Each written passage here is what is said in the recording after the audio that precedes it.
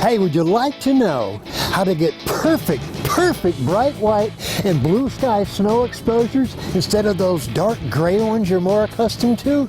Well, stay tuned for the Sunny 16 rule.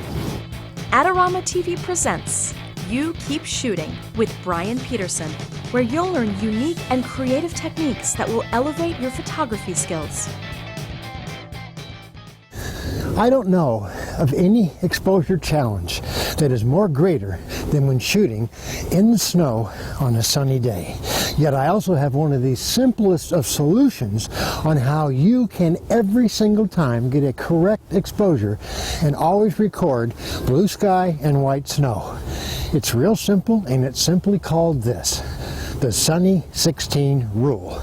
It's been around for over 50 years. Hi, I'm Bryan Peterson, and you are watching Adorama TV. I'm here along Chicago's Lakeshore Drive, following another day of snow. Late afternoon, we've got, as you can clearly see, some wonderful long shadows. This is a strong indication that this is a front-lit scene. How do we expose for this? Surprisingly, it's a simple idea. In fact, we're not even going to look through the camera. What we're going to simply do is set an aperture of 16 and set my ISO to 200, and subsequently set my shutter speed also at a 200. Again, I'm not looking through the camera.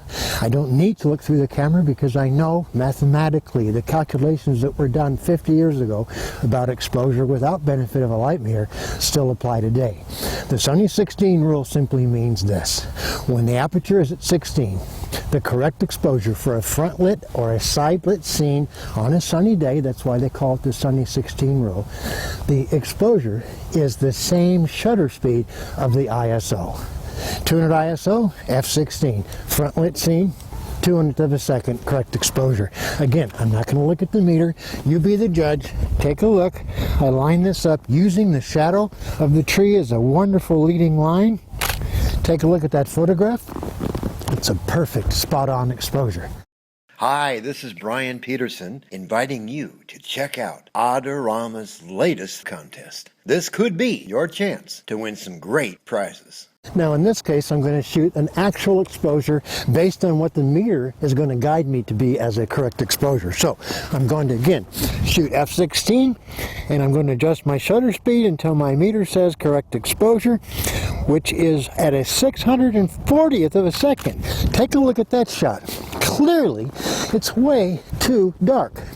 Part of the problem is that your meter has been told at the manufacturers, hey, the world is 100% neutral gray. So the meter thinks everything should be gray. Subsequently, it takes colors like bright white and it makes them gray. That's what it's taught to do. The same thing happens when it shoots subjects like a black cat. It turns that cat into a gray cat because, again, it doesn't know how to register and meter correctly for dark subjects and bright subjects. Gray is what you'll always get. How do you get around that? The Sunny 16 formula. And I want to stress, the Sunny 16 is a starting point. Remember, f16 in this case at a 200th of a second is the correct exposure with 200 ISO.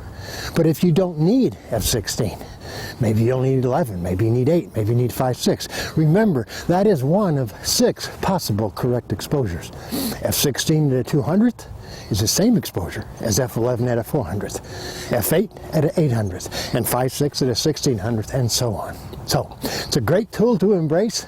Impress your friends. The next time you're out shooting with them on a sunny day and they're shooting a front lit scene, ask them, I bet I know what your exposure is. Just tell me what the aperture is, and from that, you can deduce what their shutter speed would be based on their ISO.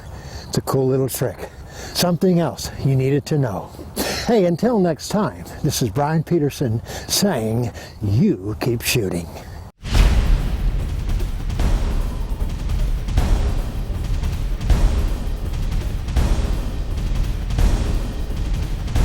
Do you want great-looking prints at low cost? Be sure to visit our easy-to-use online printing service. Adorama Pix has professionals who treat your images with the utmost care that you can count on. For a quick turnaround on photos, cards, or albums, use AdoramaPix.com.